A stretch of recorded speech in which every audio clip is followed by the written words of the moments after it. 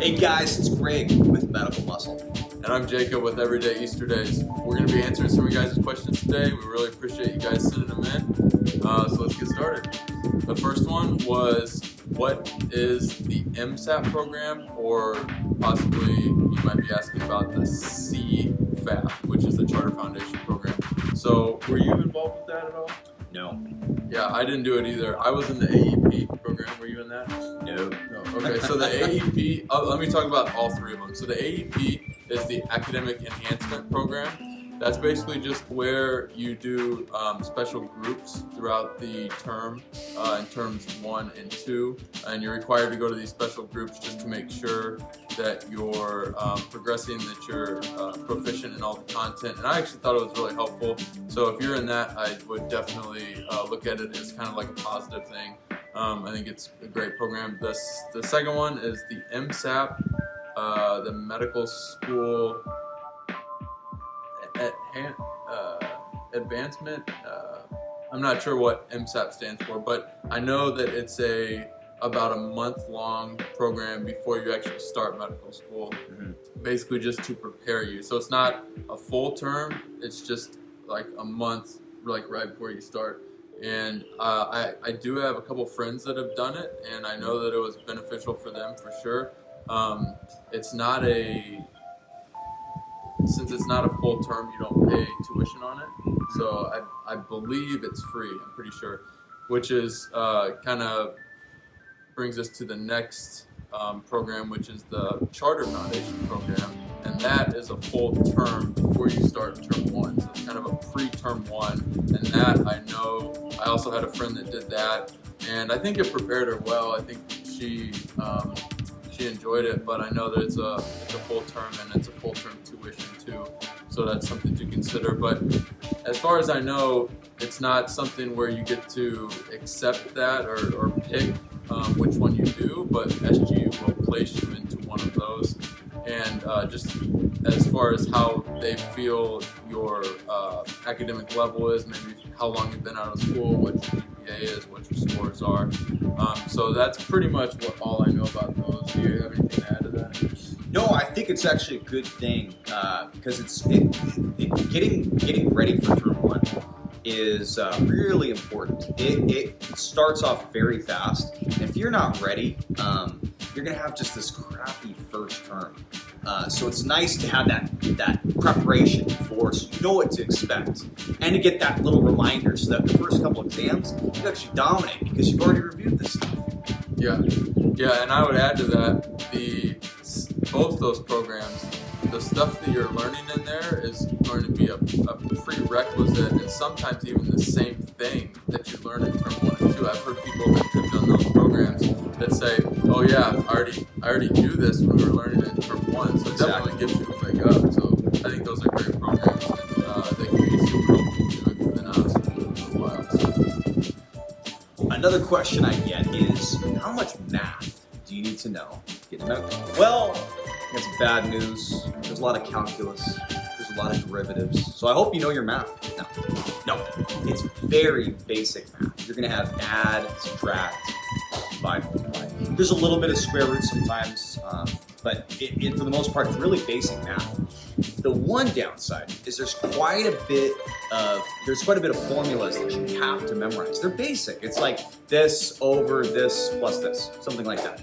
But you have to memorize that. Sometimes what's nice is that you can kind of conceptualize the topic to the point where you actually don't need the formula. Sometimes if you know that something increases this much, it squares this much. But you will have to memorize a good handful. I would say at least, between 10 and 20 formulas? Yeah, that's about right. We're having to re-memorize them right now in term 5. We learned them in term 3 for statistics. So we're starting to relearn them right now as far as the cardio ones go. But yeah, I would say with the math, it's not hardcore math. It's pretty easy stuff, but the difficult part is memorizing the formulas and like you said, just really conceptualizing the topic. Exactly. All right, so the next question I got was, do you use note cards? And there's kind of two answers to this. I would say physical note cards I use rarely, but I do use them. Most of the time I use physical note cards, writing things down for if I keep getting questions wrong or there's something that I really want to solidify, and I kind of like make a note card that I can go back to later and just study that and review it. As far as like flashcards, most people, I would say a good amount of people in medical school use what's called Anki. And so what Anki is just it's kind of like flashcards on steroids, how I like to say it. And so it has like a line or a question, and then it has an answer, just like a typical flashcard. But you can also add in certain things like histology slides, lecture slides, or even like first aid pictures. Sure. Yeah, and stuff like that. Yeah, and links to other resources. That's the nice part. Yeah. You want to talk about the pre-made decks a little bit? Yeah. So some students ask, what are good pre-made decks? There's a lot out there for SGU. So I mean, those are nice. They don't always have everything that you need for the lectures, and sometimes they're a little out of order. That always bugged me. So that's why I've always made my own. But the nice thing is there's links to Sketchy and first aid and just other resources, and so you can kind of back up. They explain why the answer is this way, and here's other information for why this answer is right. So you can get your studying in that way. Personally, I've been making my cards since term 1, and that's just worked for me. I don't take notes. I don't do any other kind of note taking. That is what I do. No writing of anything. For me personally, and I've talked to some other students, a really efficient way of making Anki cards is just taking a screenshot of the lecture slides, and then just blocking things out with image occlusion. That's been really helpful, so I can memorize the slides. So basically, I'm doing my post reading that way. But there's different ways to do it, and I think you have to experiment with it yourself. If you're not handy with the program, it might be smart to get one of the pre-made decks. But if you want to take on the challenge of making your own, then that's a lot of fun too. Yeah, for sure. I think for me, I used a lot of the pre-made decks. I haven't made very many cards at all. For me, the pre-made deck saves you a lot of time. That's true. And there's lots of people that work on that kind of continuously, I think, from what I understand, and SGU people that update that and add in a lot of different resources. Like if you don't have Sketchy, they put Sketchy pictures in there that you can see. But I think, like you said, if you're only doing that, then when you're making your cards, almost becomes part of your pre-read and post-read, and you kind of help solidify everything. So there's kind of two ways that you can do that. If you're wanting to add in other resources, or maybe do like your pre-read and post-read and use the pre-made, or you can make your own. So either are good options. So another question I get is about questions, question bank, stuff like that, how to go Questions about questions? Questions about questions. So you have Sakai questions every week. And especially definitely do those. Do those, yes, exactly. Do all of them. And I think in term 1 you have grays, the little booklet they give you. Yeah, and term 2 as well. They assign questions out of there. Exactly, and you have the quizzes. You have the weekly ESOF quizzes. Mm-hmm. So you have those resources right there. But some other resources. So, like just for example, say you finished a week and you're supposed to do your Sakai questions. I usually do them on the weekends. I don't know about you. Yeah, on the weekends. After you kind of post-read everything, seen everything, you're kind of ready for those questions. If you're not, okay, just say if you're not, what I would do is go back and look at IMCQs from the previous week, or alternate IMCQs, even better, ones that you didn't see, maybe a couple new questions, and just do those. I really am a proponent of doing questions every day. So if it's old stuff, if it's current stuff that you should be working on. And I know a lot of students use Google Drives. There's a lot of Google Drives you can find on Facebook for SGU stuff that show you years past IMCQs. Those are nice. Going over your ESOF quizzes in detail. Just looking at the question, don't look at the answer and try to answer it from memory. Mm-hmm. That's another good one. Go through the IMCQs and make sure that you know everything. Yeah, I would give you a couple of drives to check out specifically on Facebook. There's Scrubs, which is ran by Brady. That's an awesome resource. He has some great resources in there. Specifically, there's some tests called the SNL test and then the IEA test. And up until term 5, I did those 2 tests before every single exam, just to kind of test myself and do a dry run like a day or 2 before the exam. Sure. And I felt like that really, really helped me. The other one would be Dog Mom Med Prep, which is ran by Lindsay. Brady and Lindsay, they're great. They've done reviews for our term all the way up. Yeah. And they have some great resources on there, so check those out. All right, so the next question I got was, when do you start step 1 study? That's a good question. Yeah. For us, we're in term 5 right now, and we just started. I didn't start step studying before this term, did you? No. And the reason for that is because I like to tell people this. So we just talked about a minute or 2 ago, Brady. I think he gave this advice to us, to our term when we first started, was trust the process. SGU has a curriculum that is tried and true. Mm-hmm. And in term 5, for the majority of your term, after the first module, we're in the second module right now, but it is all step prep. Mm-hmm. So in my opinion, maybe if you're not even if you're a gunner anymore, because step 1 is pass fail now. So you could start studying if you really, really want to in like term 4 or something, but really term 5, the whole term, you're changing the way you study to prepare for term 1. Exactly. Like, we're doing questions every single day. I'm doing 60 to 80 questions a day, when before I only did questions on the weekend. And it's a completely different way of studying, and also I think it adds more stress if you're in the lower terms. So I wouldn't worry about step 1 probably until you get to term 5. Exactly. You have plenty of work now. You need to ace the exams that you have. And the better you do on those exams, the better you understand those topics when you're learning them, like say in term 1 or whatever. It'll help you because you're going to see that stuff again. So if you learn it really well the first time, then it's going to help you. So you are doing step prep when you're just doing your regular content. Yeah. It's stuff you're going to need to know anyway. Exactly. I would say the better you do on SGU's exams, the more you'll be ready for step, because it's the same content. Yeah. So I don't think there's anything extra you need to do. Not at all. Not at all. I mean, unless you're like totally blowing through the decks, all the alternate decks, everything. Even then, I think there's plenty of questions out there, but if you did, I know there's some resources like Amboss.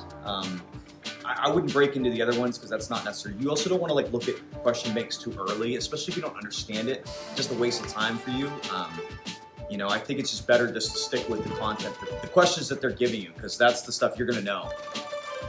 Yeah. That's a good question. Okay, so another question that I get from students. This one's a little bit more complicated. Is housing. Okay. So I live off campus. Yeah, I live off campus as well with my wife and daughter. Yeah, and I chose to live off campus because it's cheaper, and I get to live in my own place. I don't want to roommate. I don't want to roommate. Some people like roommates, whatever. But there are pros and there's cons. So the pros, I pay about $650 US to live off campus. I got my own place, and actually it's brand new, and I can walk to school. It takes me about 15 minutes to get to campus. So it's kind of nice. You can take a bus. I'm on the bus route, so I can take the bus, but if I want to walk, I can. Yeah, that's something that a lot of people maybe don't realize when they're looking at SGU, is that SGU is such a big part of the culture here and a big part of the island, that pretty much anywhere you would find a place in this southern tip of Grenada, there will be a bus that goes there. It's fantastic. Yeah, as far as my situation, families can't live on campus, and actually right now families can't even come on campus, unfortunately, because they won't let kids come on campus because they can't get vaccinated. That's a whole nother story. But so we live off campus. First semester, or last semester for us, which was our first semester on the island, we lived over in Grand Anse, and then now we live in Lansing. There's a lot of families over there, and we really enjoy it. And we pay. Last semester we paid $1,500. This semester we pay $1,000 a month US for a 2-bedroom apartment. And one thing I would caution you for, and I don't know if you have any experience in this, but your electric bill can be very, very high here. I think we ran the AC in our 2 bedrooms last semester, pretty much full time because we're used to the US, we're used to central heating and air, and it was about 500 US. Woo! Yeah. So just be careful about that. Yeah. But I mean the buses are great usually. They usually come on the assigned time, and they even have buses at night that have security guards on them. So Yeah. I think SGU, that's one thing that SGU does a really good job of, I would say. Yeah, so you don't have to have a car. You really don't, because the bus system is so. I mean, they're like on the spot. They're never late. For how slow a lot of things, other things are here, that runs very smoothly. Sometimes, and the buses are clean, and you can get to campus. Yeah, like you said, anywhere you live, you're going to be able to find a bus. Now cost, where you're going to find housing.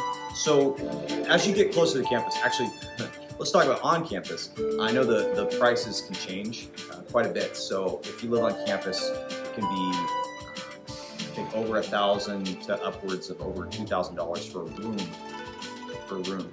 Yeah, if you guys would like to see a dorm tour, click this link because I'm going to add in my dorm tour of Eric Gary right here. Yeah, so it can be expensive. Obviously you're living on campus in a beautiful resort of a school, so that's kind of like the pro of that.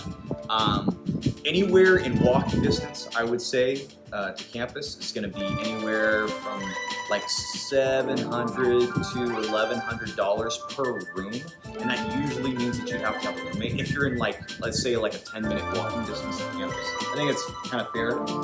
But it'll be a little bit more expensive as you get closer to campus. Yeah. Now, if you're willing to ride a bus and be a little bit farther, then it'll be a little bit cheaper. I mean, you can probably get a 1-bedroom place for like $500 easily. So, I'm paying $600, but I've heard of places $300, but there wasn't necessarily a bus route, so you have to get a car, but you would have your own place, and it's a big house, and like $300. Yeah, and as far as that goes, just to hit on that, my family has a car. My wife and daughter go around to beaches, and they go do different things, and it's about, depending on what kind of car you get, $350 to $500 a month. And it's usually going to be an older model car, maybe 05 to 10. But I mean, the benefits of that are you don't have to pay insurance, you don't have to pay maintenance. The only thing you're paying for is gas. Even if you have a flat tire, they come and fix it. So. Yeah, so if you wanted to have a car and save quite a bit of money, you could live quite far, and you're maybe like a 15-20 minute drive to the campus. But then again, the bus sometimes takes 10 minutes anyway, because they usually don't go a direct path. They have to do a loop. So and then they have to make stops. So. Yeah. So you have a couple different options. I think personally, I think it's nice being kind of in that middle ground where I'm not too far, so I can still walk. I really enjoy that. But I wish, obviously sometimes I'm like, it'd be nice to be a little closer, Yeah, and that's where you kind of have to make that decision, I think, because if you live on campus, you're close to everything. Yeah. You can just walk to class. Sleep in a little later. And another thing that I'll add, which it might seem kind of weird if you're watching at home, but does your place have a dryer? No. Yeah, so pretty much I would say the only way you're going to get a dryer is if you live on campus. A lot of places just have washers, and then you hang dry everything. Yeah. So that's another thing to consider. They don't have a traditional undergraduate college. They don't have a dorm with a cafeteria where you just go there for all your meals. Most of the dorms, I think, have a kitchen, and you can. There is a convenience store, and there are several places to eat. But today is a Sunday, right? And I think the only restaurant here that's open on campus would be Subway. Yeah. But there's good restaurants across the street that are open. Yeah, for sure. Yeah, on campus though, you're right. I mean, you're not going to find anything open. But those dorms are nice too. They're like little apartments. Got a stove.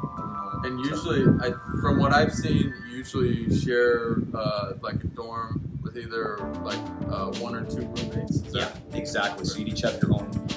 There's a lot of different. Yeah, you each have your own room, and then you share a kitchen and a bathroom.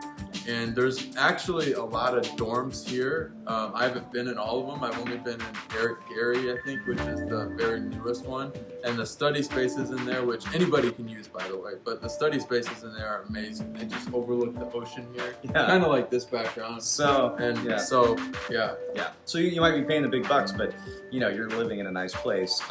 There's also, so that's the housing situation. It just depends on what you want to pay and what you want as convenience.